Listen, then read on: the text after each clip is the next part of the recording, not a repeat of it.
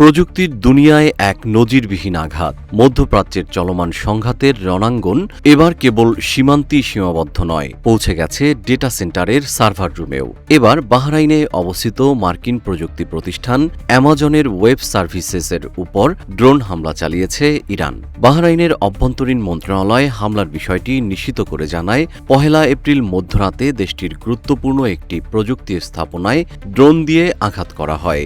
প্রত্যক্ষদর্শীদের মতে, বিকট শব্দের পর অ্যামাজনের ক্লাউড কম্পিউটিং সেন্টারে আগুন ধরে যায়।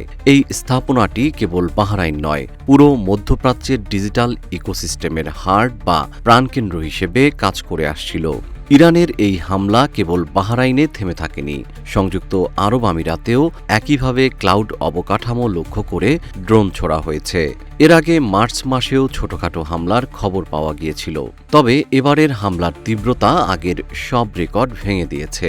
ফলে বাহরাইনের বেশ কিছু সরকারি ওয়েবসাইট এবং ডিজিটাল সেবা দীর্ঘ সময়ের জন্য অচল হয়ে পড়েছে।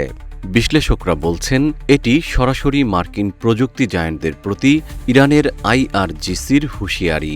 ইরানের দাবি, অ্যামাজন, মাইক্রোসফট ও গুগলের মতো প্রতিষ্ঠানগুলো মার্কিন গোয়েন্দা সংস্থা ও সামরিক বাহিনীকে প্রযুক্তিগত সহায়তা দিয়ে মধ্যপ্রাচ্যে তাদের স্বার্থ ক্ষুণ্ণ করছে। এরই পাল্টা জবাব হিসাবে এই ডিজিটাল স্ট্রাইক। বিশ্লেষকদের মতে, বাহরাইনের এই ড্রোন হামলা প্রমাণ করে দিল, আধুনিক যুদ্ধে এখন কেবল সীমানাই নয়, বিপন্ন হতে পারে আপনার স্মার্টফোন বা পিসিতে জমা থাকা মহামূল্যবান ডেটাও। মধ্যপ্রাচ্যের এই অস্থিরতা বৈশ্বিক প্রযুক্তি দুনিয়ায় আর কি পরিবর্তন আনে, এখন সেটাই দেখার বিষয়।